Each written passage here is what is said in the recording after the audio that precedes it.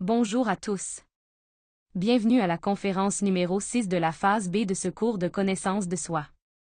Dans la conférence d'aujourd'hui, nous allons explorer les 7 églises et les 7 chakras. L'objectif de cette conférence est de nous aider à comprendre ce que sont les églises et les chakras, comment nous pouvons les développer à travers le travail intérieur, et comment ce processus nous transforme progressivement, d'abord d'animaux rationnels en véritables êtres humains, puis d'êtres humains en êtres surhumains, et enfin d'êtres surhumains en êtres absolus. Dans la conférence précédente de la phase B, nous avons étudié les 7 centres de la machine humaine et appris à les équilibrer afin d'atteindre la transformation de notre mercure. Il est important de bien se rappeler la différence entre les 7 centres, les 7 chakras et les 7 églises. Bien qu'ils soient étroitement liés, ils appartiennent à différents aspects de notre être, les centres correspondent au corps physique, les chakras à l'âme, et les églises à l'esprit. Une église est un centre de sagesse, ou plus précisément, une conscience. Si nous observons attentivement chacune des 7 églises, nous pouvons voir qu'elles sont en relation avec les différents centres de la machine humaine. À ces mêmes points, nous trouvons également l'intelligence qui gouverne la sagesse de chacun de nos corps internes. Les églises sont communément connues par les noms donnés aux 7 églises d'Asie, tels qu'ils sont décrits dans le livre de l'Apocalypse: Éphèse, Smyrne, Pergame, Thyatire, Sardes, Philadelphie et Laodicée. En réalité, ces noms représentent des centres de sagesse qui existent à la fois en nous-mêmes et dans les dimensions supérieures de la conscience. Un chakra est un centre magnétique qui est relié, à travers des canaux très subtils, à son centre de sagesse correspondant, ou église. Il est important de comprendre que les chakras ne sont pas situés directement à l'intérieur des centres ou des églises. Au contraire, ils sont positionnés extérieurement et fonctionnent en recevant et en transformant l'énergie cosmique. Il existe de nombreux chakras dans le corps humain. Cependant, en relation avec notre développement spirituel, les plus importants sont au nombre de 7, le chakra racine, le chakra prostatique ou utérin, le plexus solaire, le cœur, la gorge, le chakra frontal et le chakra couronne. Tous les êtres humains possèdent ces chakras, mais à l'heure actuelle, ils tournent de manière inversée. Au lieu de tourner dans le sens des aiguilles d'une montre, comme ils le devraient naturellement, ils ne sont pas correctement développés. Ce que nous devons comprendre maintenant, c'est qu'à l'intérieur du système cérébrospinal, il existe 7 points spéciaux. À ces points, dans une dimension supérieure, se trouvent les 7 églises à l'intérieur de chaque être humain. Ces 7 églises sont, en essence, cette forme de sagesse, ou cet état de conscience. Elles existent à la fois dans le microcosme, l'être humain, et dans le macrocosme. À l'intérieur de notre moelle épinière, ces 7 églises resplendissent de joie avec le feu sacré du Saint-Esprit. Cela signifie que, pour ouvrir ces églises en nous-mêmes et accéder à leur sagesse, la première étape est d'allumer le feu sacré de la Kundalini. Cela s'obtient par l'équilibre des centres et la pratique du suprasexe. À mesure que nous développons progressivement nos corps internes, nous commençons à accéder à ces centres de sagesse. Nos églises intérieures sont les portes qui nous permettent d'entrer dans les 7 cathédrales glorieuses des mondes supérieurs. Une fois qu'une église interne est ouverte, elle nous donne accès à son centre de sagesse correspondant dans le macrocosme. Ces 7 églises reposent d'une manière précieuse et divine dans le canal rachidien, dans ce que l'on appelle le Nadi Chitra, le canal central par lequel s'élève le feu sacré de la Kundalini. À mesure que les 7 églises s'éveillent, les chakras, ou plexus sympathiques, commencent également à s'activer de manière positive. Il est très important de réfléchir profondément à ce point. L'éveil des chakras doit être le résultat du travail intérieur. Il existe de nombreuses méthodes qui promettent un éveil rapide des chakras et de leur pouvoir, mais cela n'est pas bénéfique.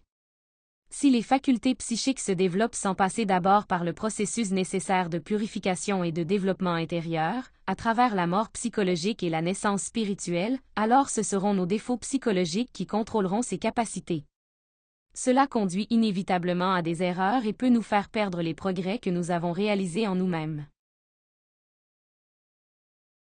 Le mot chakra vient du sanskrit et signifie roue ou disque. Les chakras sont des centres d'énergie, des vortex en rotation qui ressemblent à des roues magnétiques vibrantes. Toutes les fonctions du corps, nerveuses, digestives, circulatoires, respiratoires, reproductives, et autres, sont gouvernés par les chakras et leurs plexus nerveux correspondants. Dans le corps physique, partout où une veine, un nerf et une artère se rencontrent, un plexus se forme. Un plexus est donc un réseau ou une connexion de nerfs, d'artères et de veines. Les chakras se situent dans ces mêmes régions, bien qu'ils existent dans une dimension différente.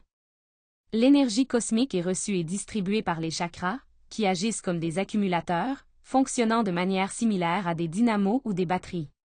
Ils permettent l'absorption, la transformation et la transmission de l'énergie cosmique, la convertissant en énergie vitale ou nerveuse dans le corps. L'énergie qui circule à travers les chakras se déplace le long de canaux appelés nadis. Ces canaux varient en taille et s'étendent dans tout le corps, tout comme les nerfs, les veines et les artères. On dit qu'il existe 72 000 nadis dans le corps humain. Il existe 3 canaux principaux que nous devons comprendre. Ceux-ci sont représentés dans le symbole universel bien connu de la médecine, le caducée de Mercure, qui est en réalité un symbole de l'initiation et du pouvoir régénérateur de l'énergie sexuelle. Dans ce symbole, nous pouvons observer le canal central, connu sous le nom de Sushumna. Ce canal se trouve à l'intérieur de la colonne vertébrale, s'étendant du coccyx jusqu'au sommet de la tête. À l'intérieur de Sushumna, il existe un canal encore plus subtil appelé Nadi Chitra. Nadi Chitra est la voie par laquelle l'énergie sexuelle s'élève chez ceux qui ont déjà éveillé le feu sacré de la Kundalini, et c'est là que les 7 corps se forment.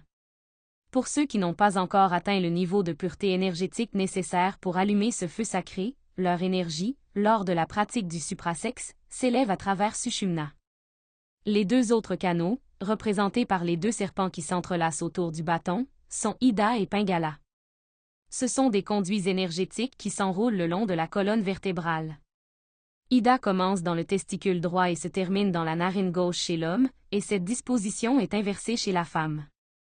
Pingala commence dans le testicule gauche et se termine dans la narine droite chez l'homme, et est également inversée chez la femme. C'est à travers ces 2 canaux que l'énergie des personnes seules s'élève lorsqu'elles pratiquent la sublimation de l'énergie, comme nous l'avons étudié dans la conférence 46 de la phase A. La sublimation est très utile pour résoudre nos problèmes de santé. Sushumna s'élève du coccyx jusqu'au point situé entre les sourcils, tandis que Ida et Pingala montent depuis les glandes sexuelles, s'enroulant autour de Sushumna au fur et à mesure de leur ascension. Les 7 chakras sont enracinés dans le corps astral. Ils fonctionnent comme ces sens et sont étroitement liés aux 7 églises, puisque les chakras sont en réalité gouvernés par les églises. Chacune de ces églises, en tant que centre de sagesse, commence son développement durant la première montagne, à travers le travail de création des corps solaires et l'élimination des défauts que nous observons et comprenons en nous-mêmes. À mesure que ces défauts sont éliminés, les étincelles de conscience libérées augmentent la lumière et la sagesse de l'Église correspondante.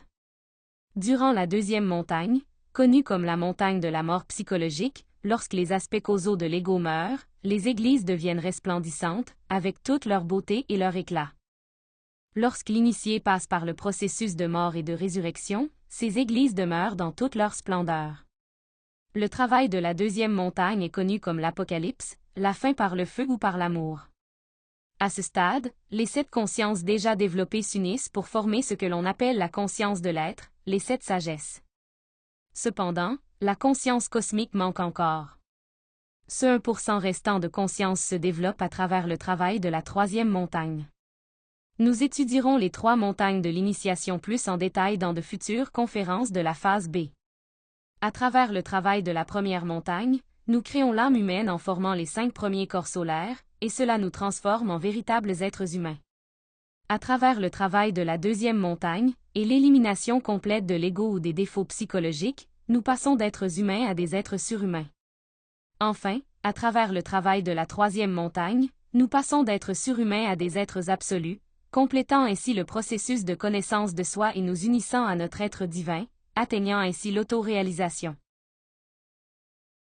Observons maintenant un tableau qui illustre la relation entre chaque centre, chakra et église. Dans ce tableau, nous identifierons leur emplacement le long de la colonne vertébrale, le régent ou l'aspect de l'être qui gouverne chaque église, ainsi que la conscience qu'elle administre. Nous examinerons également combien de lois gouvernent chacun, les conditions requises pour ouvrir ces centres de sagesse en nous-mêmes, et l'élément de la nature que chaque conscience développée nous permet de gouverner. Au niveau du centre sexuel, nous trouvons le chakra racine, également connu sous le nom de Muladhara. Ce chakra apparaît comme une belle fleur à 4 pétales, et lorsqu'il s'éveille, il nous accorde la capacité d'avoir la maîtrise sur l'élémentaire. À ce même niveau, mais sur le plan spirituel, nous trouvons également l'église d'Éphèse, située dans la colonne vertébrale au niveau du coccyx. Le régent de cette église est l'archange Gabriel, qui gère la conscience du corps physique. Cette église est gouvernée par 48 lois.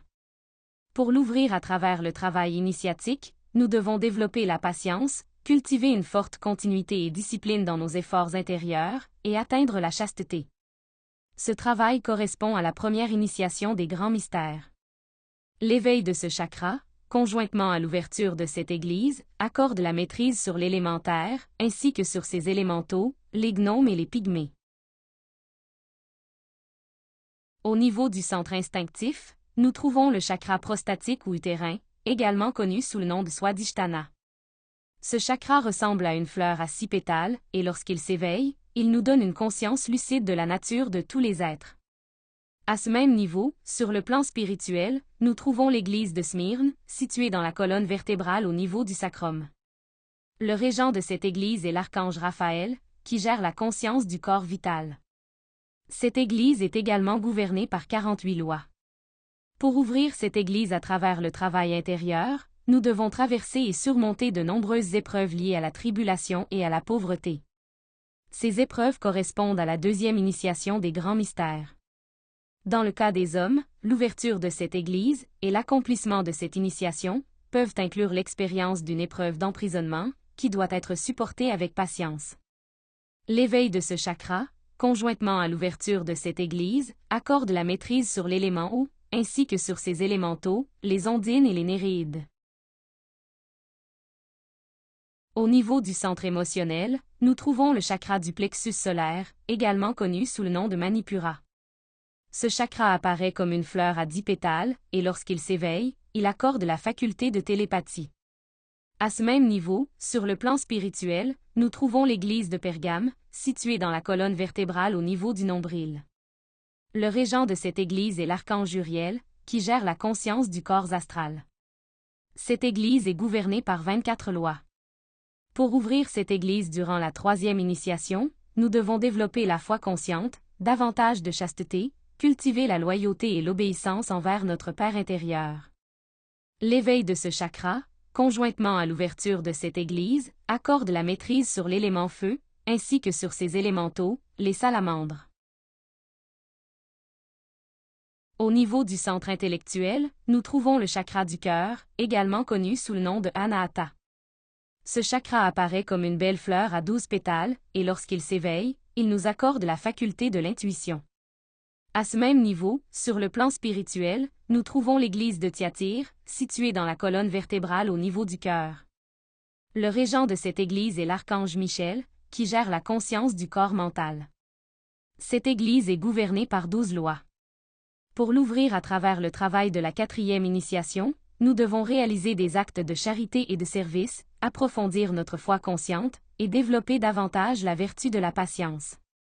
Il est également essentiel d'apprendre à ne pas critiquer et de nous consacrer au travail sacrificiel pour l'humanité.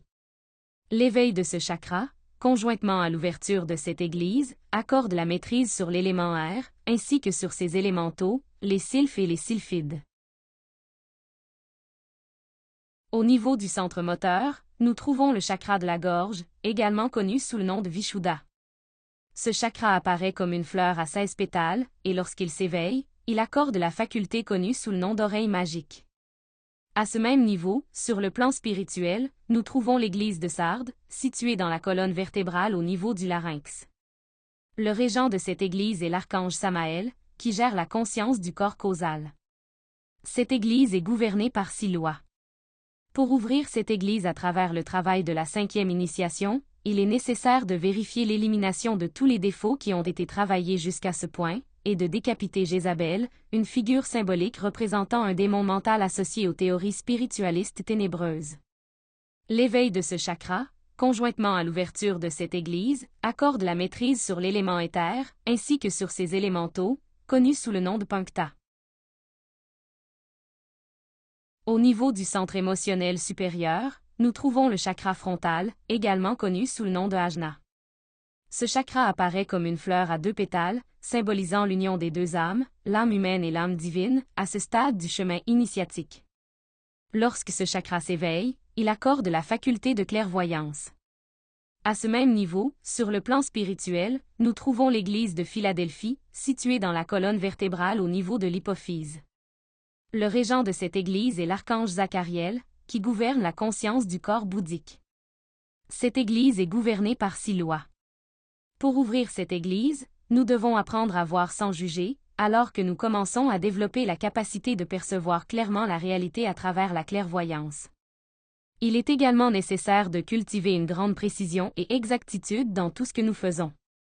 L'éveil de ce chakra, conjointement à l'ouverture de cette église, accorde la maîtrise sur l'Akash. Au niveau du centre intellectuel supérieur, nous trouvons le chakra couronne, également connu sous le nom de Sahasrara. Ce chakra apparaît comme une magnifique fleur à 1000 pétales, et lorsqu'il s'éveille, il accorde la faculté de polyvoyance. À ce même niveau, sur le plan spirituel, nous trouvons l'église de Laodicée, située dans la colonne vertébrale au niveau de la glande pinéale. Le régent de cette église est l'archange Orifiel, qui gère la conscience du corps atmique. Cette église est gouvernée par seulement 3 lois. Pour ouvrir cette église, nous devons apprendre la valeur du silence, puisque, à ce stade, nous commençons à développer la capacité de tout connaître ou de tout percevoir, ce que l'on appelle la polyvoyance. L'éveil de ce chakra, conjointement à l'ouverture de cette église, accorde un niveau supérieur de maîtrise sur l'Akash. Ici, nous pouvons observer la relation complète entre les chakras et les églises de sagesse. Nous pouvons également voir clairement la localisation externe des chakras par rapport à la colonne vertébrale. Cela nous amène à la fin de la conférence d'aujourd'hui. J'espère que ce sujet vous a apporté une plus grande clarté sur notre constitution intérieure et qu'il vous inspire à continuer à travailler sur vous-même, afin que vous puissiez expérimenter les transformations progressives qui se déploient à travers ce chemin. Je vous invite à nous rejoindre pour la prochaine conférence de la phase B, où nous explorerons en profondeur l'initiation, ainsi que les différentes épreuves qu'elle implique. C'est un sujet très intéressant, ne le manquez pas.